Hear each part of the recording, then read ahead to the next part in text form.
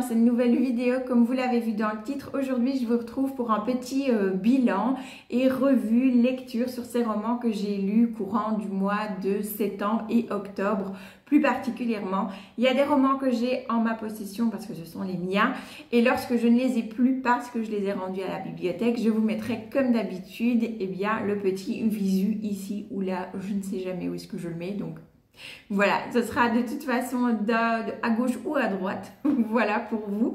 Je vous mettrai le petit visu du livre en question. Et avant de commencer, une petite info aussi. N'hésitez pas à checker la barre de description des vidéos, que ce soit celle-ci ou celle du dimanche.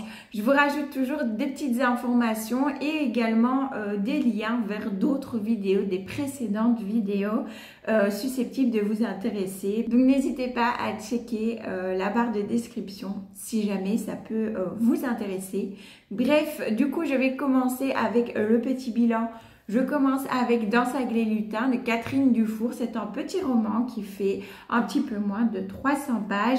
On va être ici dans un monde fantasy puisqu'on va suivre des personnages fantasy tels que des elfes, des lutins, des ondines, des fées, bref, tout un tas de créatures comme ça, assez fantastiques. Mais pourtant, les sujets sont bel et bien de notre monde et réel, puisque l'autrice ici aborde des sujets assez délicats tels que les dessous pas très jolis de la politique, mais également et surtout ce qui va être l'élément déclencheur dans ce roman, donc je vous spoile rien, c'est inscrit dans la 4e de couverture, ça va être l'endocrinement d'un jeune garçon, donc ici c'est Seguin. Si je ne dis pas non pas Seguin, Figuin, pardon. Donc ici on va suivre Figuin qui va se faire endoctriner par un richissime politicien / banquier qui voilà, recrute un petit peu comme ça des jeunes pour quelque chose de vraiment effroyable. Ces jeunes vont se battre pour ce qui leur semble être une juste cause, et ça va mener à des drames, un drame en particulier. Je pense que vous aurez deviné de quoi il s'agit si je vous parle de jeunes, d'endoctrinement et de drame. Voilà, je vous spoil rien encore une fois, hein, c'est inscrit derrière. Donc ça va être l'élément déclencheur principal au fait de ce roman. Mais comme je disais, ce roman aborde tout un tas d'autres sujets, tout un tas de choses qui sont malheureusement d'actualité de nos jours et bel et bien réelles dans notre monde.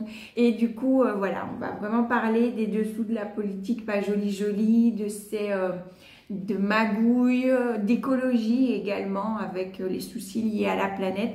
Vraiment, c'est super. Enfin, tout ça est abordé du coup, voilà, dans ce contexte un petit peu fantasy, avec de l'humour, parfois de l'humour noir et pas mal de piquant et de mordant. J'ai vraiment bien aimé cette lecture.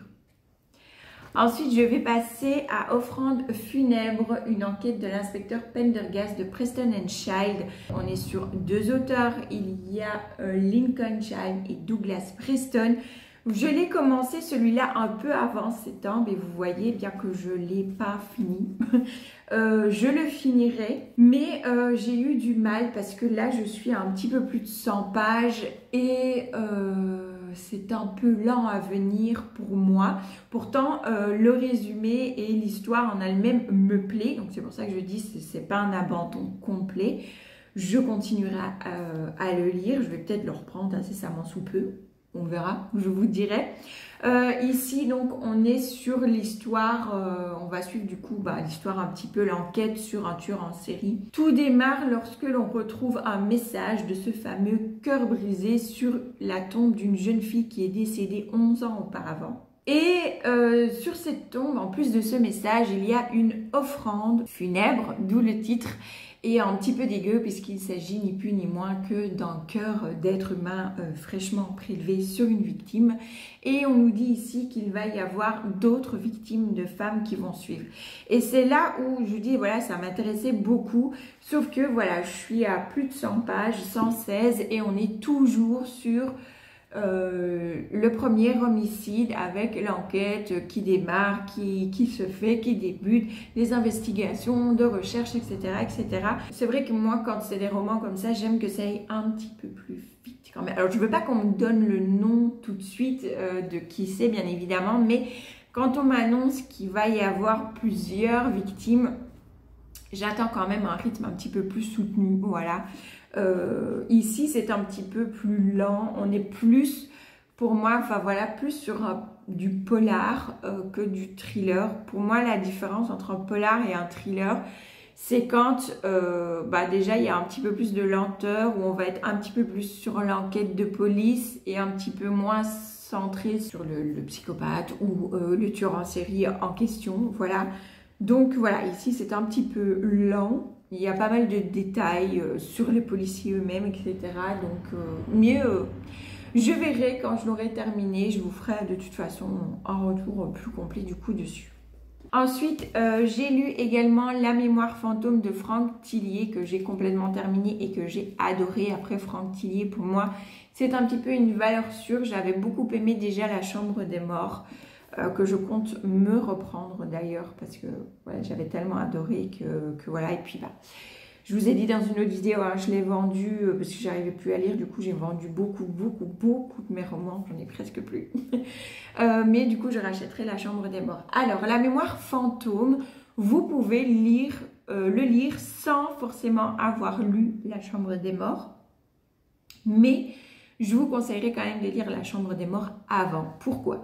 Parce que dans La mémoire fantôme, il va y avoir quand même plusieurs fois des rappels et des petites concordances quand même, des petits rapprochements avec le roman La chambre des morts. Donc voilà, je vous conseille de lire La chambre des morts d'abord si ça vous intéresse. La mémoire fantôme, on va suivre là encore une enquête. Alors même si c'est très centré enquête, le rythme est un petit peu plus soutenu, il y a pas mal de rebondissements assez vite quand même, on comprend certaines choses assez vite sans comprendre non plus le plus important, donc qui se cache derrière quoi, voilà, ça on l'apprend beaucoup plus tard.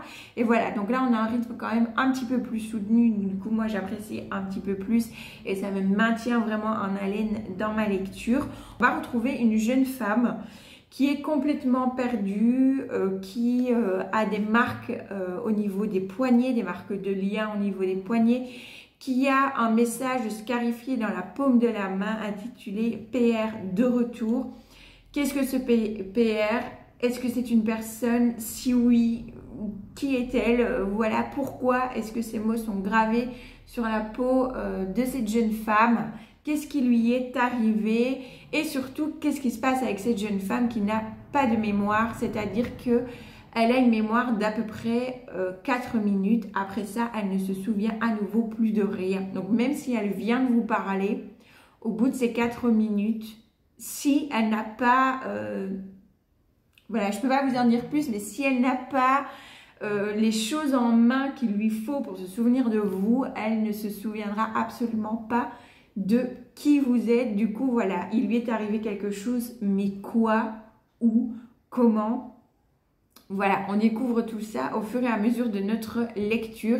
Il y a bien évidemment, avec ce fameux PR de retour, une histoire derrière hein, de rapt, de personnes malsaines. Je vous en dis pas plus, mais en tout cas, il y a eu de bons rebondissements. J'ai vraiment bien aimé. Ensuite, je vais vous parler de Vampiria à la cour des ténèbres que j'ai terminé, que je vous ai aussi parlé dans une précédente vidéo. Donc pareil, je vous mets dans le petit et dans la barre de description aussi. Et du coup, ici, donc je ne vais pas la faire longue parce que je vous en ai parlé quand même plusieurs fois.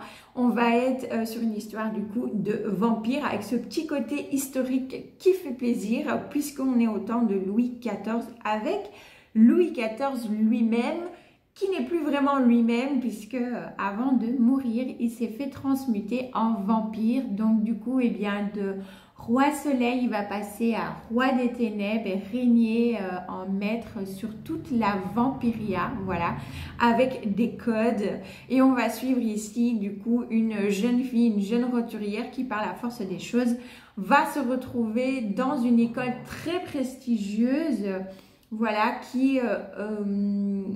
donne un petit peu les codes et apprend aux jeunes nobles, voilà, à comment se comporter, etc. pour pouvoir peut-être faire leur rentrée à la cour des ténèbres, voilà, puisque, eh bien, évidemment que tout est géré par les vampires. Donc voilà, je vous en dis pas plus, mais j'ai vraiment beaucoup aimé. J'ai hâte du coup de lire la suite, La Cour des Miracles. Ensuite, j'ai lu le tome 1, 2 et 3 de Sorceline que j'ai vraiment beaucoup aimé. Sorceline, c'est une petite BD avec des illustrations magnifiques, avec un univers là encore très fantasy, puisqu'on va suivre du coup Sorceline qui va rentrer dans une école assez particulière. Elle veut devenir fantasticologue, je pense que c'est ça le mot exact. Voilà, donc c'est vraiment hyper sympa, ça peut être lu par les enfants aussi bien évidemment. Ce sont les BD d'ailleurs de ma fille et elle les adore, elle attend avec impatience le tome 4 que je vais du coup bientôt lui commander et je le lirai aussi. Et dans cette école du coup, Sorceline et ses compagnons vont vivre des choses un petit peu étranges, un petit peu particulières, ils vont devoir enquêter et on découvre aussi toutes sortes de créatures comme ça, fantasy, des animaux fantastiques. Donc vraiment c'est super chouette, moi je recommande aussi Sorceline. Pour le reste de mes lectures, c'était des livres qui venaient de la bibliothèque. Donc comme je vous ai dit, je mettrai le petit visu. Je vais commencer avec Pax et le petit soldat de Sarah Pennypacker. Pax et le petit soldat, j'ai adoré cette histoire. Vraiment, c'est une très très belle histoire d'aventure avec pas mal d'émotions à l'intérieur. On va suivre la séparation d'un petit garçon avec son renard, voilà. Et ce petit garçon va absolument vouloir retrouver, Pax va vouloir retrouver son renard. Pax, lui, se demande où est passé son petit humain, voilà. Et du coup, on va suivre les aventures en parallèle. Vont-ils se retrouver? Ça, ben, je vous laisse lire le livre pour le roman pour le savoir. Mais en tout cas, j'ai vraiment beaucoup aimé cette lecture. C'est assez triste quand même parce qu'on est aussi dans un contexte de guerre quand même, voilà.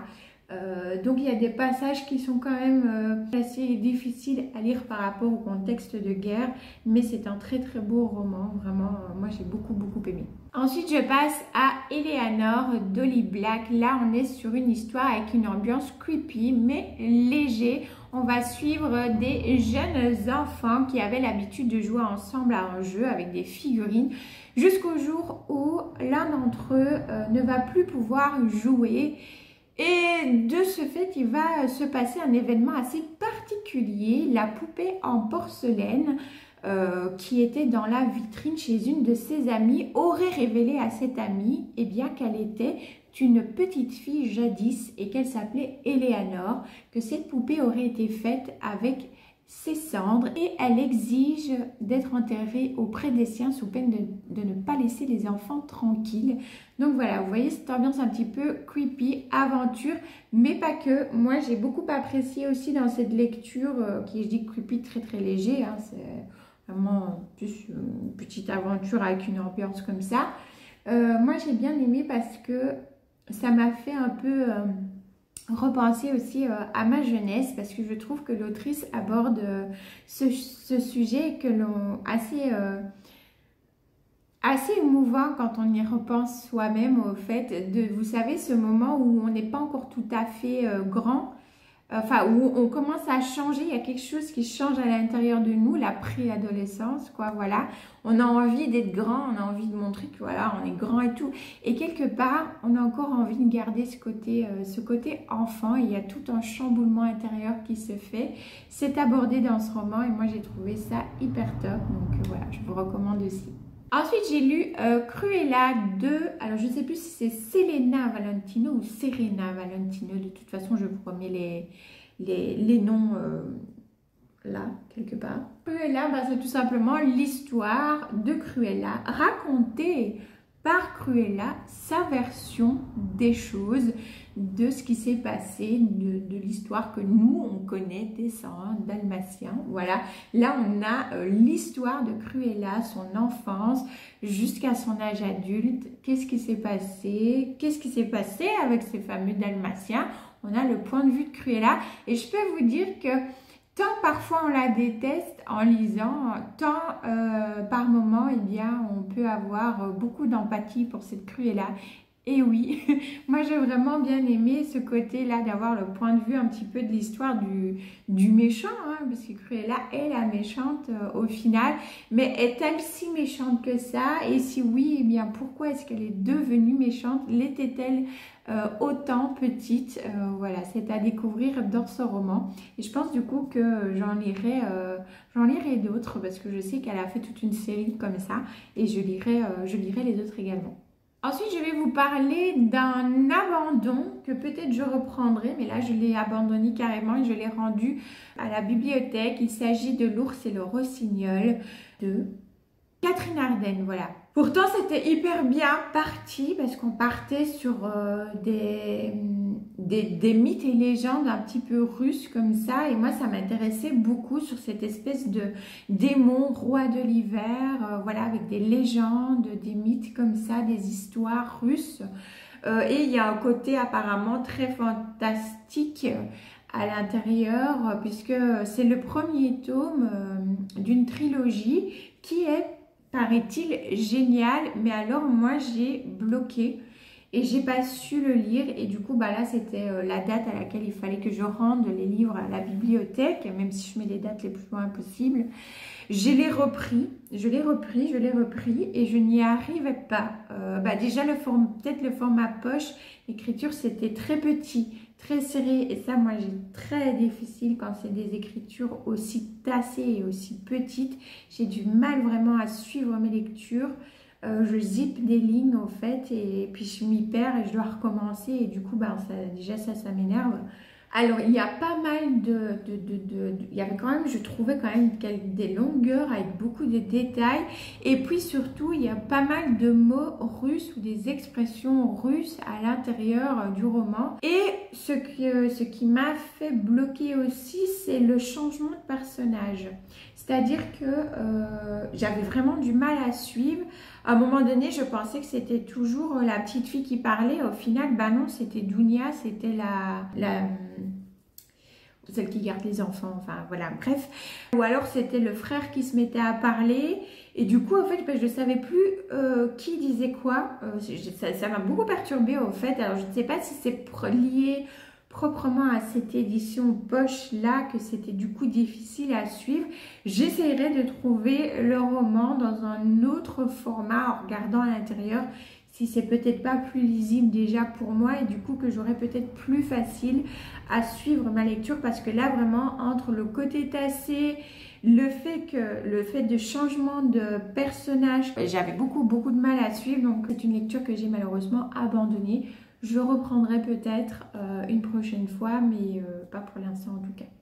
On va finir avec deux autres lectures que j'ai appréciées là pour le coup.